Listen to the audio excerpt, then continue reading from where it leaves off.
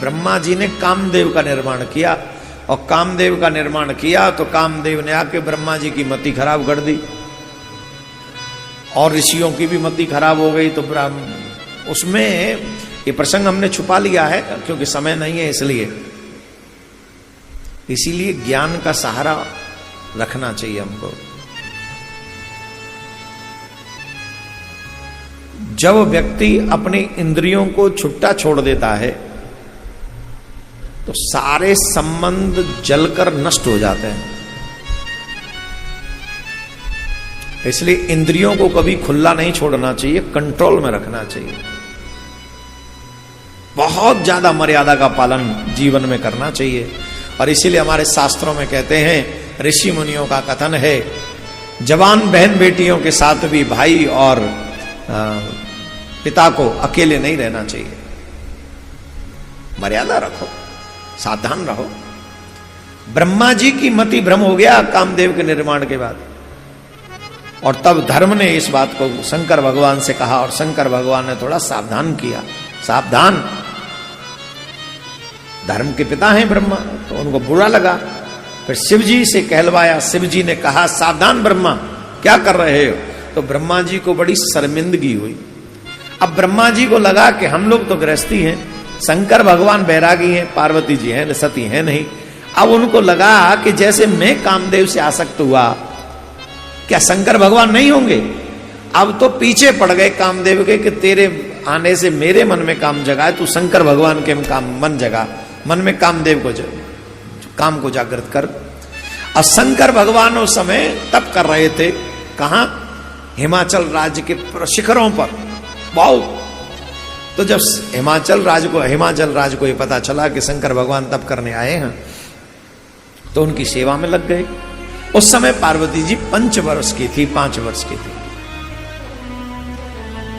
एक दिन ब्रह्मा जी हिमाचल हिमवान पार्वती जी को लेकर शंकर भगवान की सेवा में पहुंच गए। तो शंकर भगवान ने हिमाचल राज को डांटा कि हमने तुमसे कहा है कि तुम सिर्फ अकेले आओगे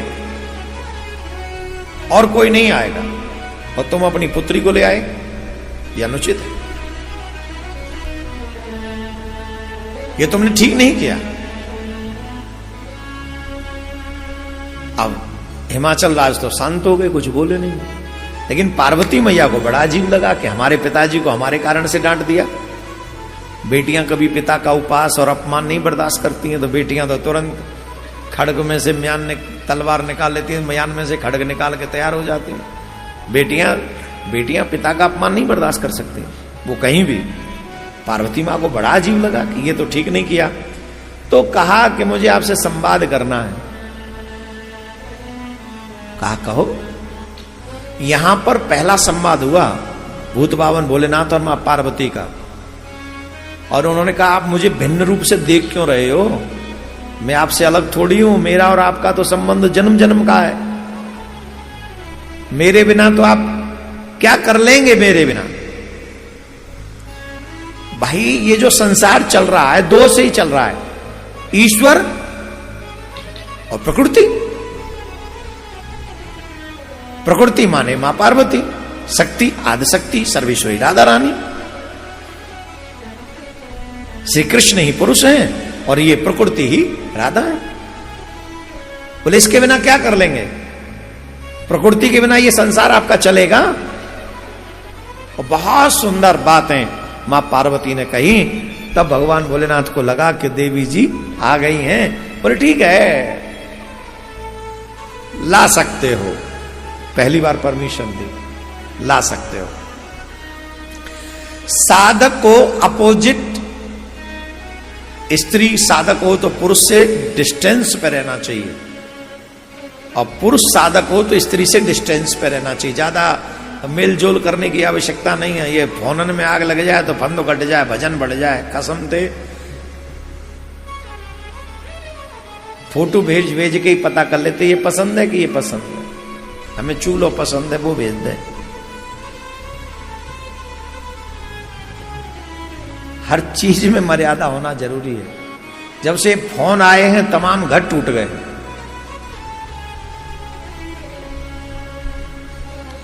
एक तरफ तो हम घर छोड़ के बैठे हैं वृंदावन में, क्या करने, बोले साधना करने बैठे हैं, और दूसरी तरफ कथा पूरी हो तो फिर घर में चले जाओ, कमरे में चले जाओ, आधे से ज्यादा लोग फोनों में लगे रहते हैं। कई सूरत तो ऐसी हैं कि पहले दिन से आए, पहले दिन प्रणाम किया था, उसके बाद झांके भी नहीं हमारे पास, तो फोनों से फुर्सत नहीं है,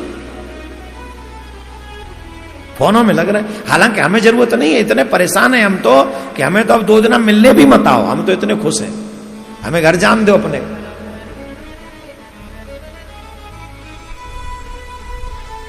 पर आए साधन करने हो यहां और वही फोन लेके घूम रहे हो। घर वालों को हाय हेलो करो, राम राम करो, ठीक है, तो ठीक नहीं है, पर ये भगवान ने कहा ठीक है तुम आके। अब देखो उस समय सब कुछ सिस्टम ठीक था। एक दिन क्या हुआ कि भगवान भोलेनाथ समाधि में ऐसे बैठे थे और मां पार्वती छोटी सी तो थी ही, बुहारू लगा रही थी आसपास, और ब्रह्मा जी के कहने से कामदेव वहां पहुंच गया। ब्रह्मा जी पुश कर रहे थे उसको, तू जा तू जा तू जा। वो तो यही चाहते हैं ना, जब मेरा उपास हुआ तो सबका ही होना चाहिए, कामदेव को बनाया ही था, तू जा तू जा। कामदेव वहां पहुंच गया तो कामदेव ने हाव भाव फैलाए, वातावरण स्विच किया, तो अचानक से शंकर भगवान के नेत्र खुले और मां पार्वती को देखने लगे। और मां पार्वती को देखा कि ये तो कितनी सुंदर राजकुमारी है। कोई गलत भाव नहीं आया था, पर मन में भाव आया कि राजकुमारी कितनी सुंदर। तुरंत शंकर भगवान सावधान हो गए, अरे मेरे मन में एक सुंदरता की बात आ गई, ये कैसा हो गया, किस कौन कर रहा है। तब देखा ओ कामदेव आए हैं, तो तीसरा नेत्र ओपन किया और चितवत काम भयउ जरी छारा, तुरंत नष्ट हो गया। भगवान ने कहा तू मेरे मन में काम जगाना चाहता है, मैं तुझे छोड़ूंगा ही नहीं, अब तू किसी के मन में काम नहीं जगा पाएगा, भाग यहां से। जला दिया, खत्म। अब तो सब देवता हाहाकार करने लगे, अरे महाराज अब क्या होगा, अब क्या होगा, अब क्या होगा, ये तो भैया बहुत बुरा हो गया, ये तो कामदेव ही मार दिया। पार्वती जी डर गई और अपने भवन में आ गई वापस।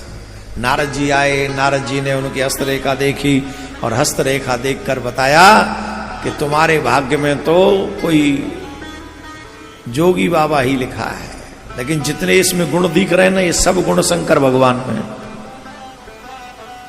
अगर तुम तप करो तो तुम्हें शंकर भगवान पति के रूप में प्राप्त हो सकते हैं। तो मां पार्वती तप करने के लिए चली गई। बोलो राधे राधे। अब थोड़ा और सावधान हो गए, बोलो एक बार जोर से, और जोर से बोलो। साधक को कैसा होना चाहिए? मां पार्वती कठोर तप कर रही हैं, बहुत शॉर्ट में सुना रहे, शिव पुराण में तो बहुत विस्तार से। मां पार्वती कठोर तप कर रही हैं, तो शंकर भगवान ने सप्त ऋषियों को मां पार्वती की परीक्षा लेने के लिए भेजा कि तुम जाओ, मां पार्वती जो देवी तप कर रही हैं, माता जी तो हम कह रहे हैं, शंकर भगवान थोड़ी कहेंगे, वो तो माता जी शब्द आ ही जाता है पार्वती जी से पहले। तो उन्होंने कहा जाके परीक्षा लो कि उनकी भक्ति, उनकी निष्ठा कितनी है।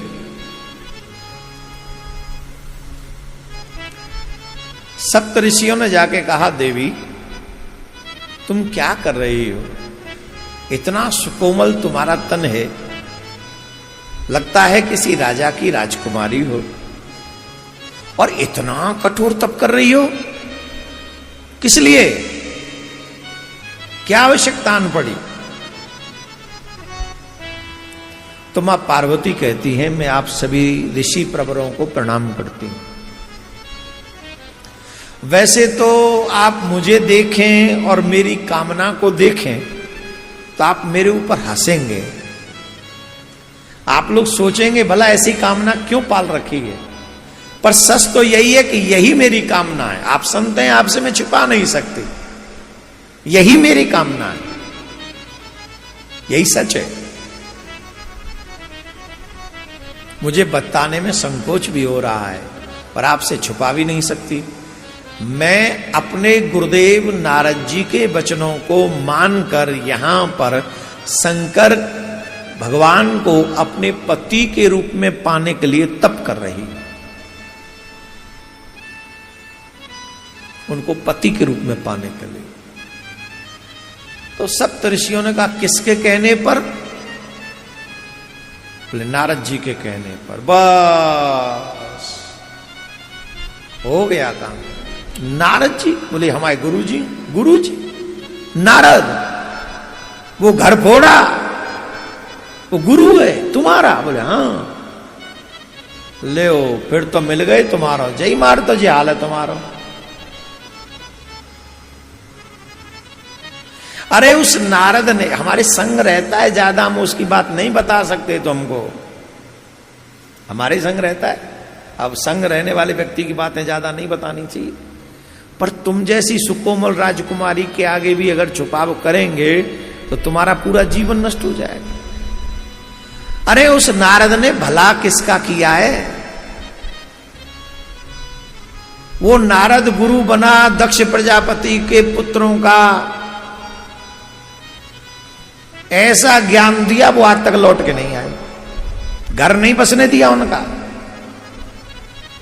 ठीक, फिर वो नारद गुरु बना प्रहलाद का।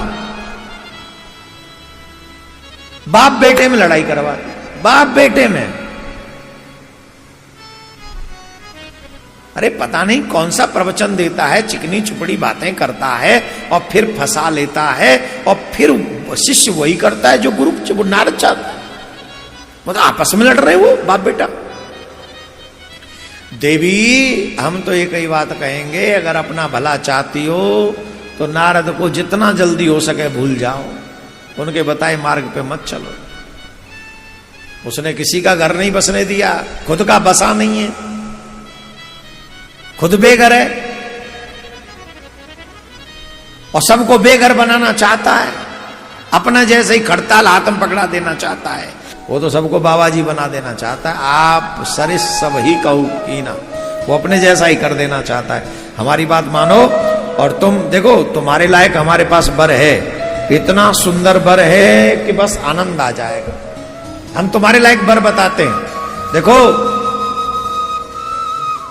इस ब्रह्मांड में सबसे ज्यादा सुंदर अगर कोई है तो वो है श्रीमन नारायण, नारायण भगवान। तुम्हारे लायक वर तो वही है।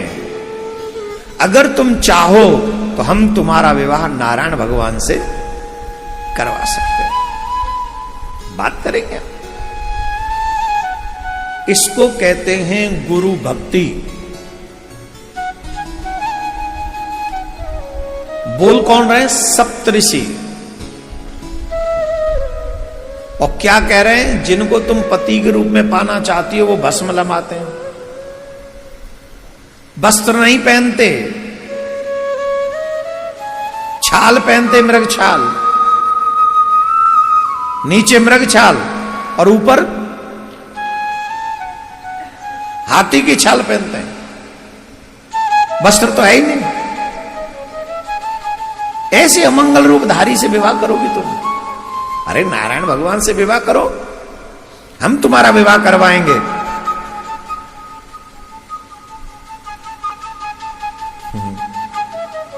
कहा मैं आपको प्रणाम करती हूं। आप पहले आते मेरे गुरुदेव से पहले तो मैं कुछ सोचती, परंतु अब इस जीवन में चाहे मेरा घर बसे या मेरा घर उजड़े, पर अपने गुरु के वचन को छोड़कर मैं उनका त्याग कभी नहीं करूंगी। इसी जन्म में अगर मुझे पति के रूप में चाहिए तो सिर्फ शिव चाहिए और कोई नहीं, और कोई नहीं चाहिए। और नहीं तो आजीवन ऐसे ही रहूं, कोई फर्क नहीं पड़ता। शिव ही पति के रूप में चाहिए।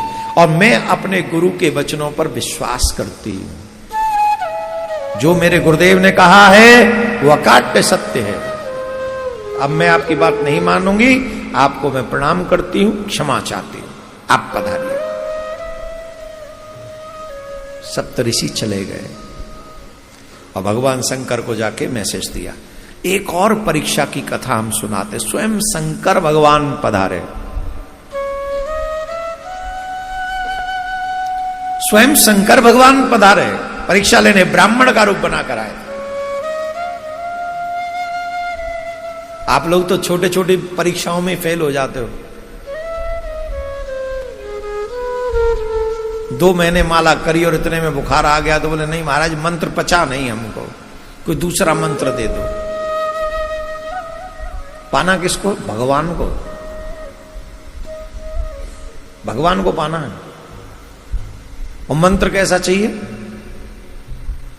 जिससे दुकान चल जाए। मंत्र कैसा चाहिए? जिससे मेरा काम बढ़ जाए। मंत्र कैसा चाहिए? अब ऐसे ऐसे मंत्र चलते भी बहुत हैं कलयुग में। यही मंत्र चल रहे हैं कलयुग में। दुकान चल जाए, मकान चल जाए, भूत चल जाए, प्रेत चल जाए, पिशाच चल जाए, यूं यूं यूं यूं यूं। आया ना? यही चल रहा है ना।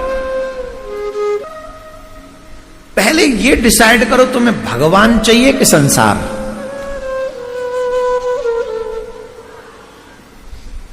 तो जब भगवान चाहिए, गुरुदेव ने मंत्र दिया, वो आप जाप कर रहे हो, और जब संसार धीरे धीरे छूट रहा है, भगवान छुड़ा रहा है, फिर रोते किसके लिए हो?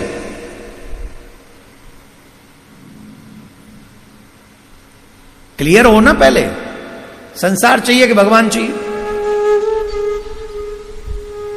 अगर भगवान चाहिए तो उसके लिए तो संसार छोड़ना ही पड़ेगा।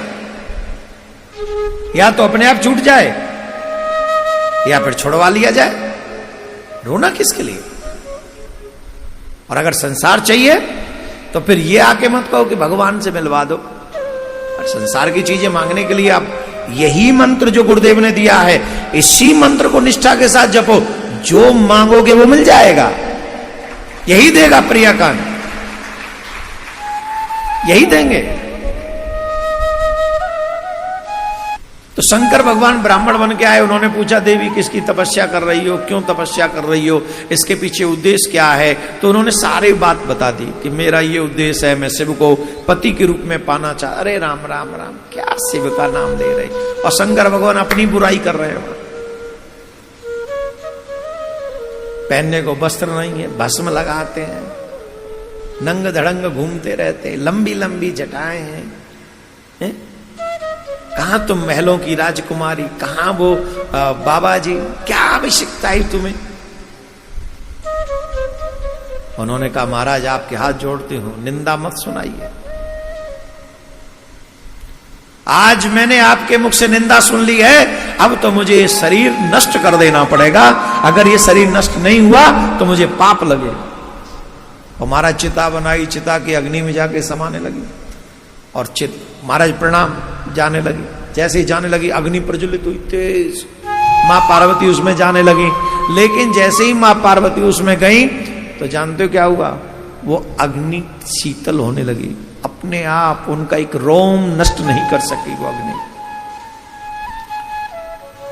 भूत बावन भोलेनाथ कहते हैं जानती हो देवी, हमको ऐसा लगता है कि अब तुम्हारी तपस्या पूर्ण होने के लिए आ गई है। ये उसी का फल है कि अग्नि भी तुम्हें नहीं जला पा रही। और फिर शंकर भगवान अपने रूप में आते हैं और कहते हैं अब तुम्हारी समाधि तपस्या पूर्ण हो चुकी है, अब तुम जाओ और अब तुम्हें तप करने की आवश्यकता नहीं है। और फिर वो हिमाचल राज के यहां पर पहुंचती हैं। शंकर भगवान का विवाह हुआ मां पार्वती के